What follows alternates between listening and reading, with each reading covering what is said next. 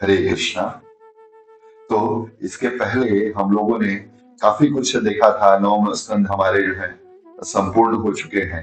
अब हम लोग 10वें स्कंद में हैं और करीब करीब मेरी 120 वीडियो से ऊपर आ चुकी हैं। और इतने दिनों में आप लोगों ने देखा होगा कि श्रीमद् भागवतम कंप्लीट हुआ ही हमने डिस्कवर योरसेल्फ कोर्स भी कंप्लीट किया है। और आज हम लोग जो है 10वें स्कंद में प्रवेश करने जा रहे हैं। तो मुझको बहुत ही खुशी हो रही है कि आप लोग जो है इतने दिन तक मेरे साथ बने हुए हैं और मेरे वीडियोस को देख रहे हैं, लाइक कर रहे हैं, शेयर कर रहे हैं, सब्सक्राइब कर रहे हैं और भगवान की भक्ति का प्रचार का माध्यम बने हुए हैं, मुझको सेवा का अवसर दे रहे हैं। और आप लोग में से जो भक्त अपने स्थान पर भागवत कथा करवाना चाहते हैं वो संपर्क कर सकते हैं स्क्रीन पे दिए गए नंबरों पे। और धर्मार्थ अगर कुछ सेवा करना चाहें तो वो भी कर सकते हैं। आपका छोटा सा भी जो सपोर्ट है इन नंबरों के माध्यम से मुझ तक पहुंचेगा और उसको जो है और धर्म के कार्यों और प्रचार के कार्यों में जो है उसको जो है हम लोग उपयोग करेंगे। अभी तक हम लोगों ने 9वें स्कंद में सूर्यवंश और चंद्रवंश का वर्णन सुना, जिस चंद्रवंश में भगवान स्वयं अवतार लेते हैं यदुवंश में, अवतीर्य यदुवर वंश से। और कब कब लेते हैं भगवान अवतार? जब जब धर्म की हानि होती है। यदा जाहि धर्मस्य ग्लानिर्भवति भारत अभ्युत्थानम अधर्मस्य तदात्मानं सृजाम्यहम्। ये श्रीमद् भगवद गीता का श्लोक है। भगवान कहते हैं जब जब धर्म की हानि होती है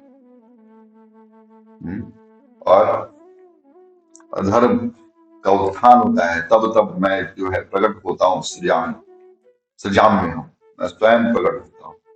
वही बात जो है सुखदेव गोस्वामी परीक्षित महाराज को बताते हैं कि भगवान कृष्ण इस धराधाम पर जो अवतीर्ण हुए हैं, अवतीर्य यदुवर वंश से, भगवान भूत भावना, भगवान जो सभी की आत्मा है और सबका सुख चाहने वाले हैं, वो भगवान अवतार लेते हैं।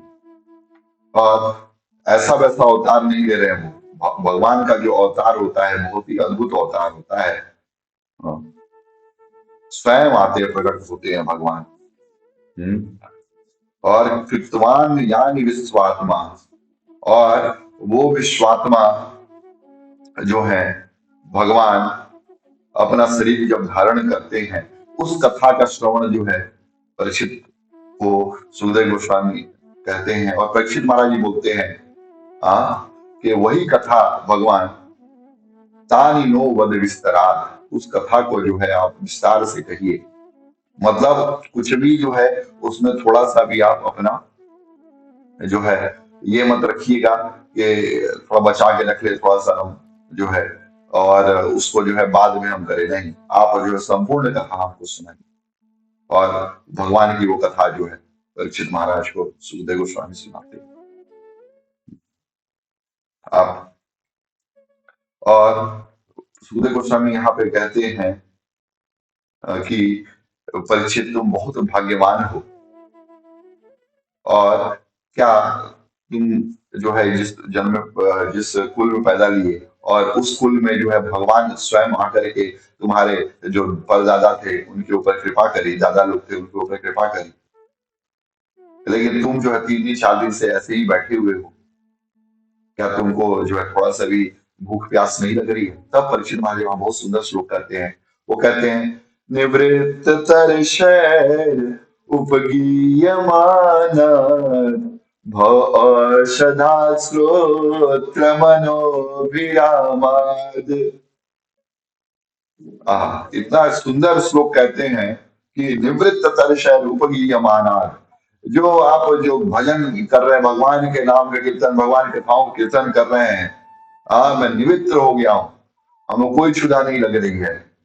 क्योंकि मुझको जो है मेन जो मेरा रोग है भौ औषध हुआ है, भौ रोग हो गया है। और ये भौ की औषधि जो है भगवान की कथा, भौ औषधा श्रोत्र मनोविरामा, सुनने में अविराम है, आनंद है। और ये भगवान की जो कथा है उस कथा को मैं सुनना चाहता हूँ।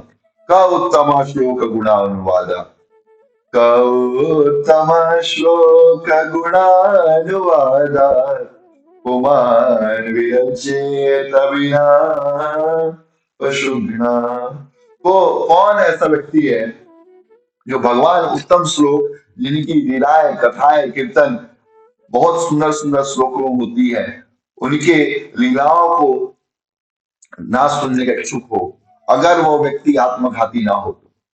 जो व्यक्ति आत्मघाती, वही भगवान की लीलाओं, कथाओं को नहीं सुनना चाहेगा। इसलिए हे परीक्षित, तुम जो है भगवान की लीलाओं को सुनो। और आप प्रेजेंटेशन में देखिए, यहाँ पे परीक्षित महाराज को सुखदेव गोस्वामी कितने सुंदर तरीके से यहाँ पे कथा में बताते हैं। और इसके बाद हम लोग जो है आगे बढ़ेंगे और देखेंगे कि किस तरीके से भगवान की अन्य अन्य लीलाएं हैं। लेकिन सबसे पहले हम ये जानेंगे कि आखिर परीक्षित महाराज ने दसम स्कंद के प्रथम जो स्टार्ट हुई चीजें, उसमें प्रश्न क्या किया उन्होंने। और यहाँ पे परीक्षित प्रश्न करते हैं कि भगवान के अवतार का क्या कारण था, बताइए। और बलराम जी को आपने रोहिणी जी और देवकी दोनों का पुत्र कहा है, कैसे वो दोनों के पुत्र, दो माँ कैसे हो सकती है एक बालक, आप बताइए। और ब्रज में भगवान ने क्या क्या लीलाएं की है, उनको ही बताइए। और कोई व्यक्ति जो है अपने मामा, जो उसका इतना प्रिय होता है, लोग बोलते हैं मामा जो है माँ से ज्यादा प्रेम करते हैं, क्योंकि मामा में माँ जो है 2 बार आता है। लेकिन ये कैसे जो थे भांजे थे, जिन्होंने अपने मामा को ही पैरों से घसीट करके सिंहासन से लेकर मार डाला, क्यों किया ऐसा? हाँ, मामा से तो सब लोग प्रेम करते हैं, लेकिन भगवान होकर के उन्होंने प्रेम क्यों नहीं किया? और अन्य अन्य लीलाएं हैं, उनको ही बताइए। जो नहीं पूछा है उसको ही बताइए, जो पूछा है वो तो बताइए ही बताइए। क्योंकि मैंने जो है अन्न और जल दोनों का त्याग कर दिया है, और उसको त्याग करके मैं यहाँ बैठा हूँ। आप ये मत सोचिए कि हमको भोजन भी करना है, सोना भी है, नहीं, कुछ नहीं। हम भगवान की लीला सुनने के लिए ही बैठे हुए हैं। वो 7 दिन जो थे भगवत सप्ताह के, ना परीक्षित महाराज सोए, ना सुखदेव गोस्वामी सोए, ना कोई और व्यक्ति सोया। सब लोग कथा सुनने में इतने निमग्न हो गए। हाँ, इसीलिए बोलते हैं, नैसाति दुस्सहा चुन्माम त्यक्तोदम अपि बाधते, पिबंतम त्वन्मुखाम्बोज अच्युतम हरि कथामृतम। भगवान अच्युत की हरि कथा के अमृत का पान मैं कर रहा हूं। ना मुझको भूख लग रही है, ना मुझको प्यास लग रही है। मुझको ये क्षुधा जो है, इसका कोई प्रभाव मेरे ऊपर नहीं पड़ रहा है भगवान, क्योंकि मैं आपके जो है मुखाम्बुज, आपके मुख कमल से भगवान की कथा को सुन रहा हूं। आप बताइए, क्योंकि हरि की जो कथा होती है वो पूछने वाले, बताने वाले और सुनने वाले तीनों को जो है पवित्र कर देती है। इसीलिए शास्त्रों में कहा गया है कि वासुदेव कथा कृष्ण पुरुषास्त्रीन पुनाति वक्तारं पृच्छकं सोत्रिंस तत्पाद सलिलम यथा। जैसे भगवान के चरणों से निकलने वाली गंगा जी पूरे संसार को पवित्र करती हैं, उसी तरीके से श्रोता का, वक्ता का और जो पृच्छका, प्रश्नकर्ता, तीनों का कल्याण हो जाता है भगवान की कथा से। ऐसी कथा का जो है पान हमको भी कराइए। तब जो है सुखदेव गोस्वामी बताना जो है यहाँ पे आरंभ करते हैं कि एक समय की बात है, पृथ्वी पर अधर्म का राज्य हो गया था। पृथ्वी पर जब अधर्म का राज हो गया था, उस समय पृथ्वी माँ क्षुब्ध हो गई थी, और क्षुब्ध होकर के वो ब्रह्मा जी के पास जाती हैं। और ब्रह्मा जी जो है सारे देवताओं को लेकर के, हाँ आप देखिए इसमें प्रेजेंटेशन में, सारे देवताओं को लेकर के भगवान के पास जाते हैं क्षीर सागर पे, और भगवान से मन ही मन प्रार्थना करते हैं। और भगवान की वाणी आती है। भगवान कहते हैं कि ब्रह्मा जी आप चिंता मत कीजिए, सारे देवताओं को कहिए कि वो यदुवंश में अवतार ले, मैं भी यदुवंश में अवतार लूंगा और वसुदेव के पुत्र के रूप में आऊंगा। और आप लोग भी जो है अलग अलग जो है यदुवंश में आप अवतार लीजिए देवताओं के साथ और मेरे लीला में सहायता कीजिए। इसीलिए भगवान ने कहा वासुदेव गृहे साक्षात भगवान पुरुष पर जनिष्ये तत् प्रियार्थम संभवन्तु सुरस्त्रिय। वासुदेव के घर में भगवान जन्म होंगे जो परम पुरुष हैं और जनिष्य उनकी प्रिय करने के लिए, किनका, देवताओं का और पृथ्वी का प्रिय करने के लिए बहुत से जो है जो अपने आचार्य लोग हैं वो ये भी कोट करते हैं कि जनिष्य तत्प्रियार्थम। यहाँ भगवान वसुदेव कहते हैं कि मेरी प्रिया के लिए, प्रिया के साथ यानी कि राधा रानी के साथ मैं अवतार लूंगा। और सुरस्त्रिय, आप सुर जो है देवता और उनकी स्त्रियां वो भी जो है अवतार ले और मेरी लीला में सम्मिलित हो जाए। और इस इधर जो है हम लोग देखते हैं कि यदुवंश में वसुदेव जी का जन्म होता है, जो राजा सुरसेन के पुत्र थे। और राजा सुरसेन के जो पुत्र थे वो देवकी के साथ उनका विवाह होता है। उनका विवाह माता देवकी के साथ होता है। ये माता देवकी जो है कंस की बहन है और उग्रसेन जो है उनका लड़का है। राजा उग्रसेन का कंस और अपनी बहन का विवाह कर रहा है। और बहन के विवाह के समय जब वो लेकर के वास्तविकता में कंस तो कालनेमी का अवतार था और बहुत ही दुर्दांत था, लेकिन आकाशवाणी होती है विवाह के समय जाते हुए कि अस्यास्त्वामष्टमो गर्भो हंतायाम वह से बुधा। हे अबुद्ध, हे मूर्ख, जिसको तू अपने रथ पर बैठा करके लेके जा रहा है वो व्यक्ति जो है तेरा सर्वनाश करेंगे। कैसे सर्वनाश करेंगे? क्योंकि उनका जो 8वां पुत्र है, इस देवकी के गर्भ से जो पुत्र उत्पन्न होगा वो पुत्र तेरा सर्वनाश कर देगा कंस। और ऐसा सुनते ही कंस जो है अपने जो है तलवार निकालता है मयान से और बोलता है कि अभी मैं इसका वध कर दूंगा। लेकिन वहां पे जो वसुदेव जी हैं वो उनको बहुत सुंदर तरीके से समझाते हुए बोलते हैं कि हे कंस, हे भैया कंस, ये तो स्त्री है, आपकी बहन है, अबला है, ऊपर से विवाह का संयोग है। ऐसे स्थिति में जो है इसका वध आप मत कीजिए। हाँ, आप इसको कैसे मारेंगे? और तो और भैया, जन्म मृत्यु जो है संसार का नियम है। और सब व्यक्ति जो है कर्म वासना के अधीन है, क्योंकि अंत काल में जो भी हम भाव स्मरण करते हैं, जो कार्य करते हैं, अगले जन्म में हमको उस प्रकार का शरीर जो है प्राप्त होता है। और जब हम देखते हैं भैया कि हमको उस तरीके का शरीर प्राप्त हो रहा है और हमारी जो है अधोगति होती है, तो आप ऐसा कोई भी कार्य मत कीजिए भैया जिससे आपको जो है आने वाले जन्म, आने वाले समय में जो है भोगना पड़े, उसका दुख कष्ट झेलना पड़े। और आपको अगर लग रहा है कि अगर ये जो है, अगर मेरा पुत्र आपको 8वां मानने वाला है तो भैया मैं स्वयं ला के दे दूंगा, क्योंकि वसुदेव जी अपने बातों के पक्के थे।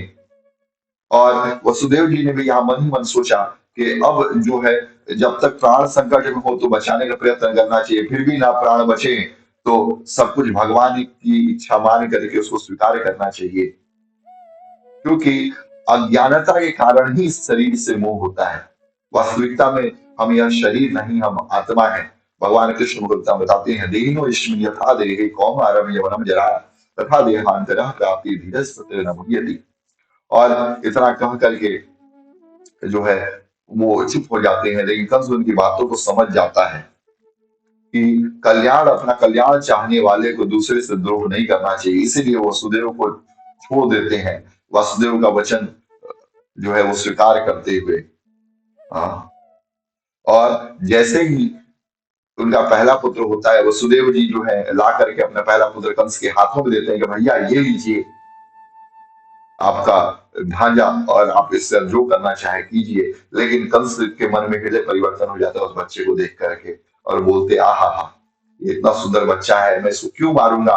बोलते हैं कि भैया आप इसको ले जाइए वसुदेव जी, मुझे तो आपके 8वें पुत्र से भय है, वो मुझको ले जाइएगा। तब बोलते वसुदेव बोलते हैं ठीक है, और जैसे ही पुत्र लेके जाते हैं उस समय नारद जी आ जाते हैं, और नारद जी तो लीलाएं करने में जो है बहुत आनंद आता है उनको, और बोलते हैं कि हे कंस, ये देखो 5 उंगलियां हैं, लेकिन 5वीं उंगली कौन सी है। अगर अंगूठे से स्टार्ट करते हो तो कनिष्ठा जो उंगली है वो 5वीं है। अगर तुम जो अनामिका से स्टार्ट करते हो तो मध्यमा उंगली 5वीं है।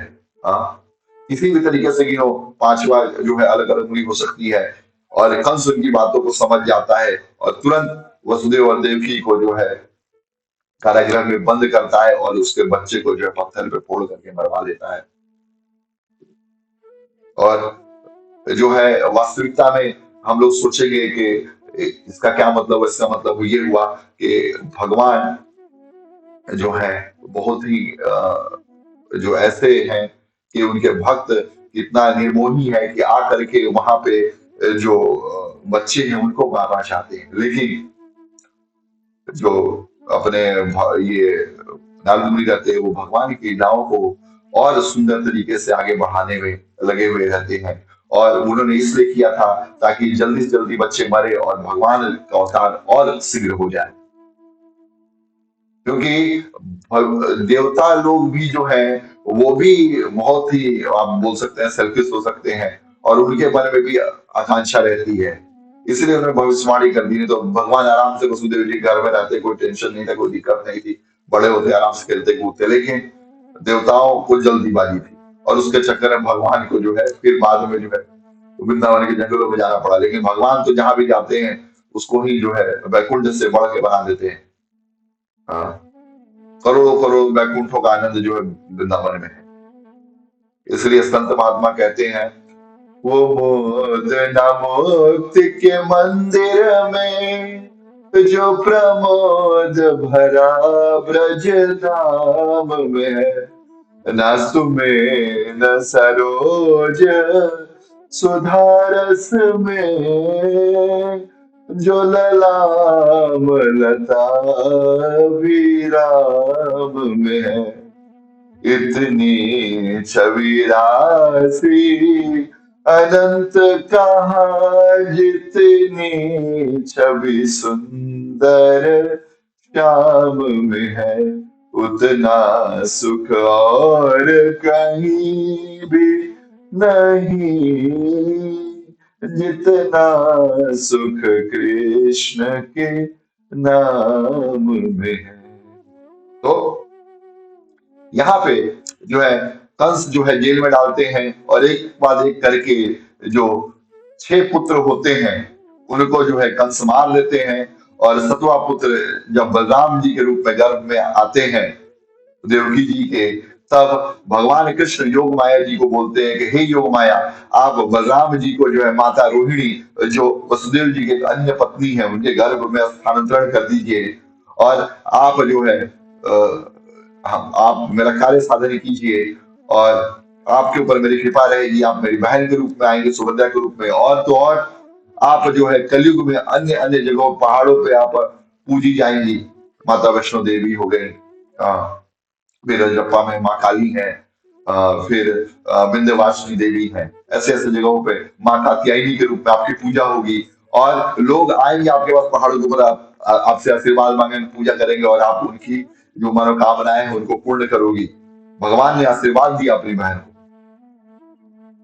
और तब योग माया जो है दुर्गा देवी के रूप में वो स्नान करती हैं, और ऐसा लगता है कि जैसे माता देवकी है उनका गर्भ ठहरा नहीं, वो गिर गया।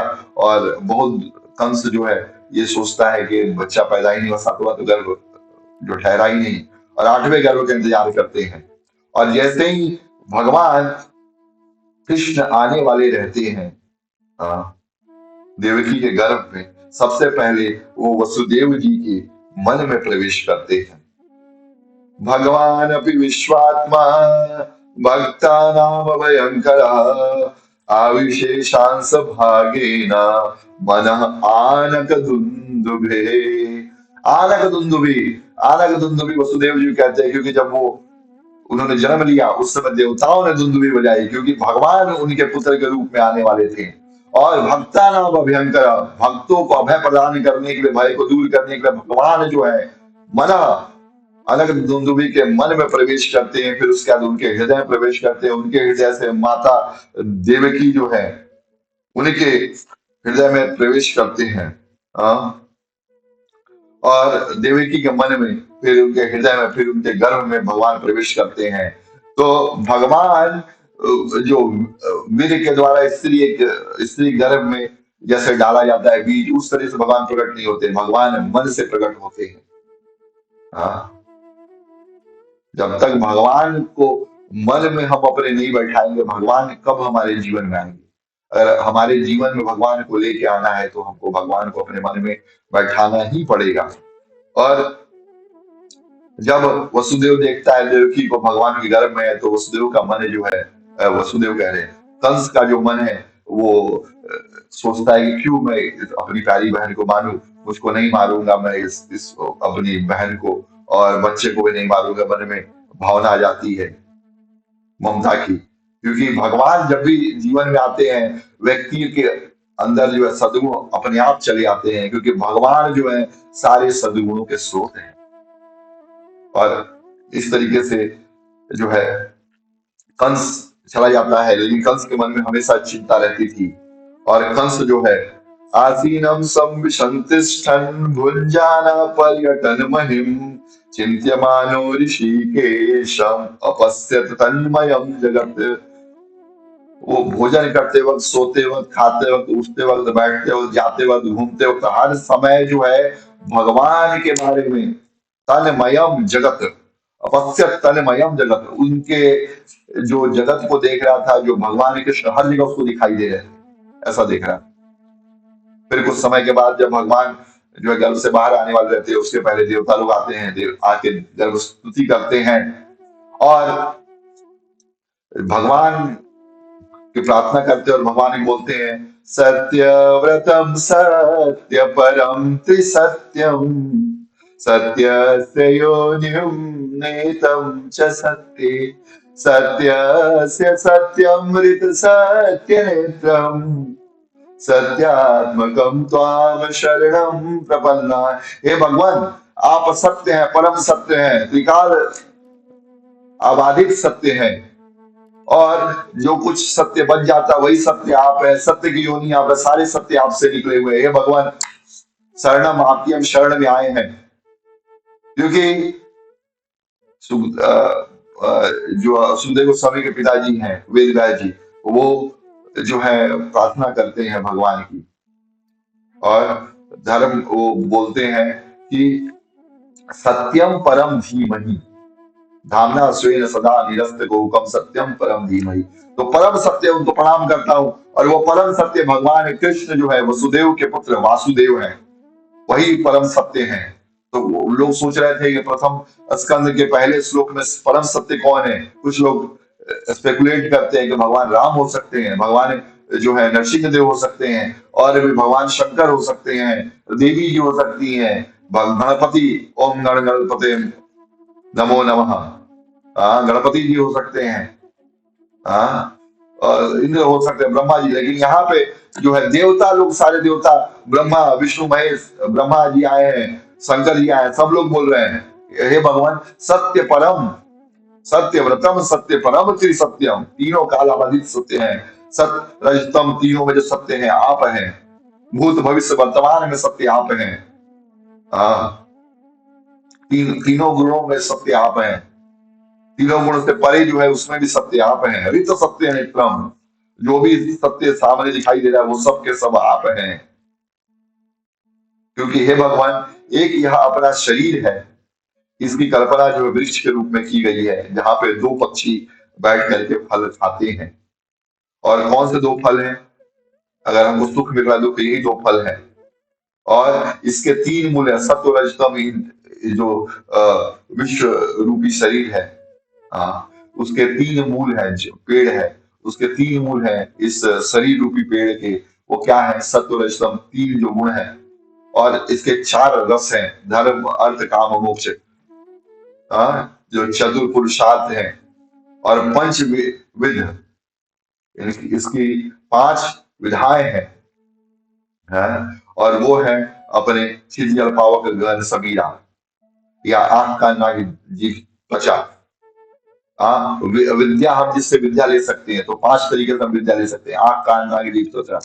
और सदात्मा, ये अपने छह विकारों में जाता है, जन्म लेता है, बढ़ता है, हाँ, फिर अपना पोषण करता है, फिर जो है बच्चे उत्पन्न करता है, फिर शरीर जो है बूढ़ा होता है, उसके बाद जो है कंप्लीटली खत्म हो जाता है। हाँ। और सप्तदष्ट, इसके 7 लेयर हैं।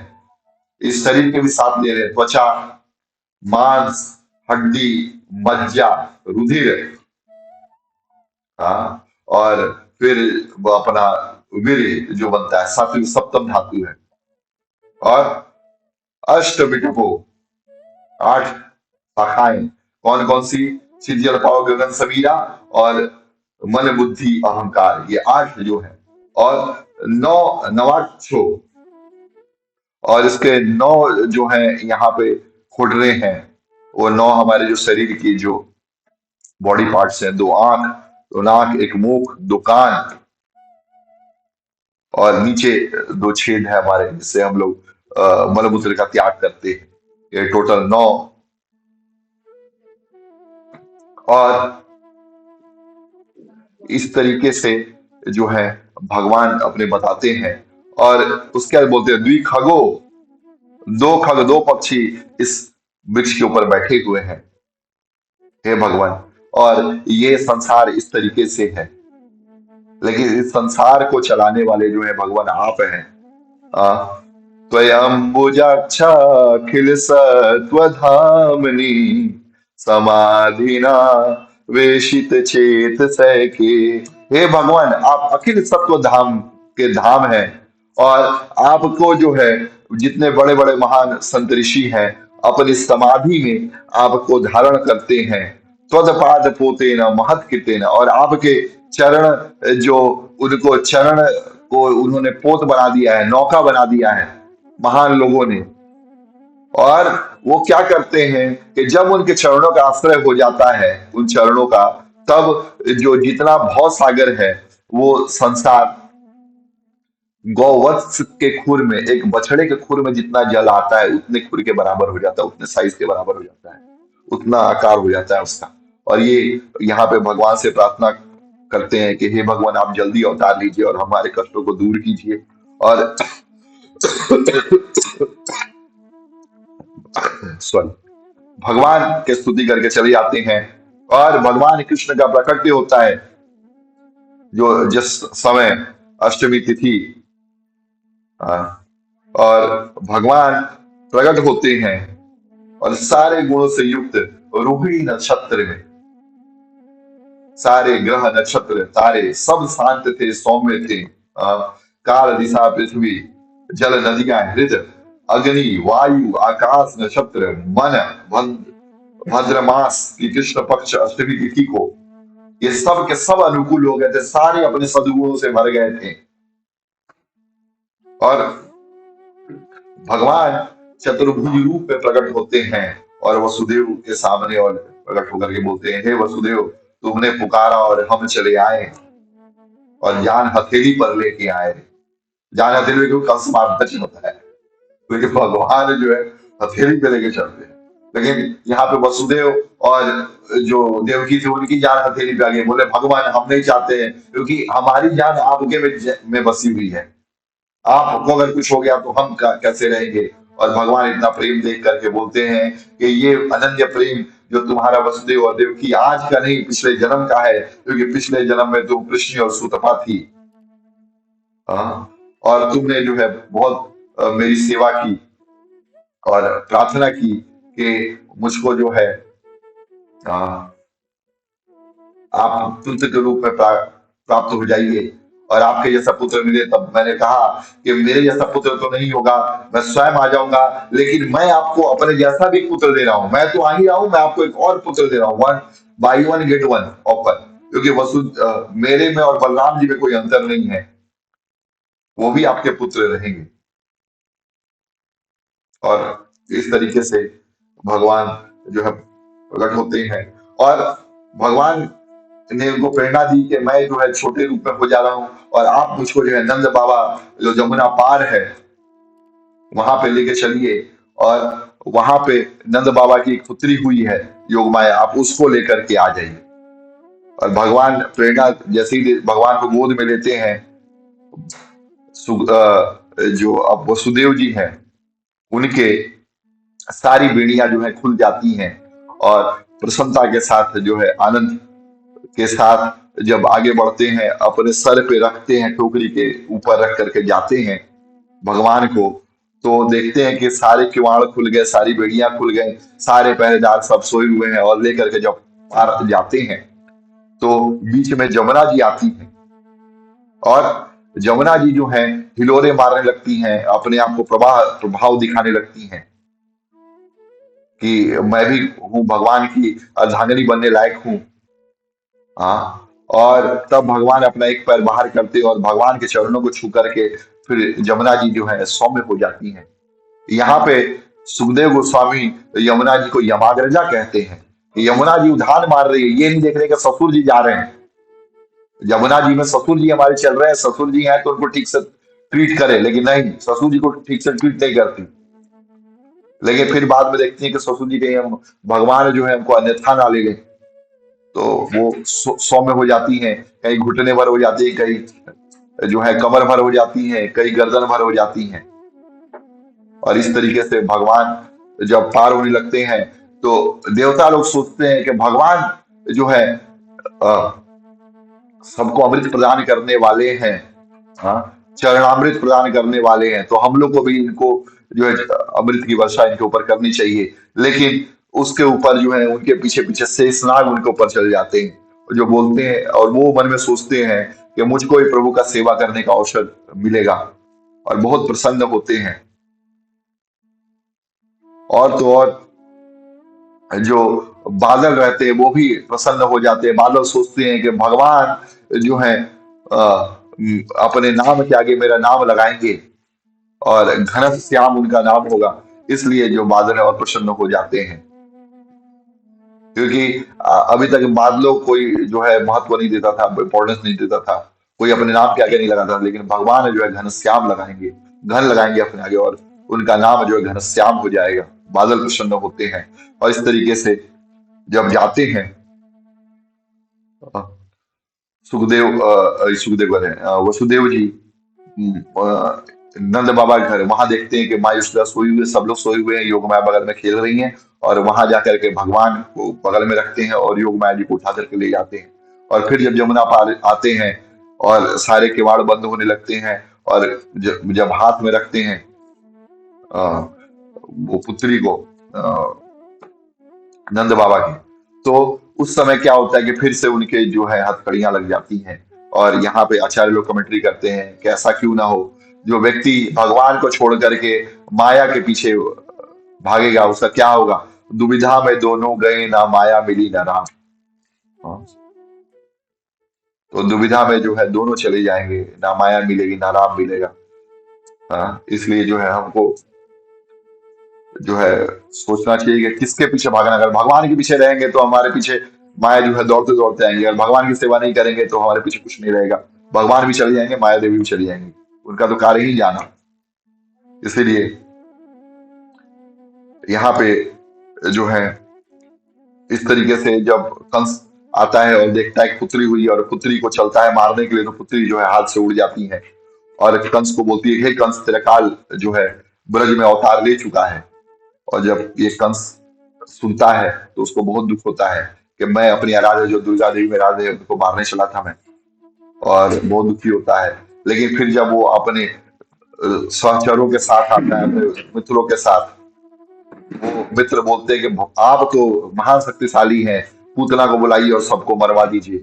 और कंस जो है यही करता है, 10 दिन के अंदर जितने बच्चे पैदा हुए सबको मरवा देना है। और इसके लिए पूतना जो है जाती है। लेकिन यहाँ पे नंद बाबा जो है भगवान कृष्ण के अष्टमी तिथि को पैदा हुआ और नवमी तिथि को जो है गोकुल में नंद उत्सव करते हैं। नंद बाबा बहुत सुंदर सुंदर वस्त्र आभूषण जो है पहनते हैं। हाँ, और सबको जो है दान देते हैं। गोपियां बहुत सुंदर वस्त्र पहन के आती हैं। उसके बाद वो पितरों की पूजा करते हैं, दान देते हैं, 2-2 लाख गायें दान देते हैं। आनंद उत्सव मनाते हैं, मक्खन से खेला जाता है। यहाँ पे जो होली जो है मक्खन से खेली जाती है। वहां पे दूध दही पानी फेंकने लगते हैं सब लोग एक दूसरे के ऊपर।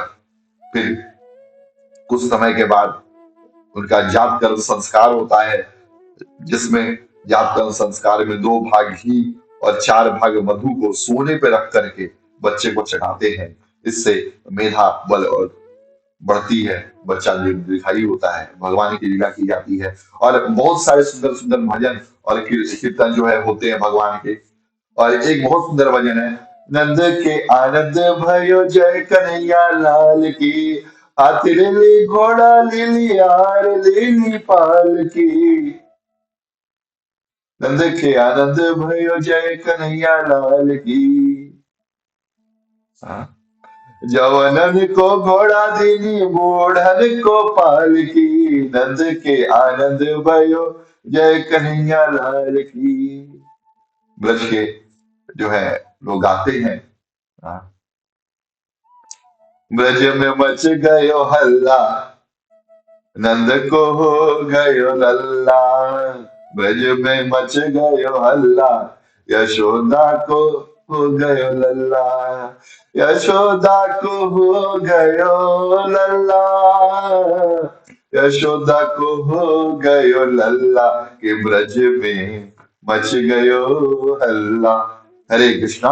आप सबका बहुत बहुत धन्यवाद वीडियो को पूरा देखने के लिए। आप प्लीज, आपसे निवेदन है, आप हमारे चैनल को लाइक शेयर सब्सक्राइब कीजिए, ताकि इसको अधिक से अधिक रीच मिल सके और हम लोग भगवत कृपा की प्राप्ति कर सके।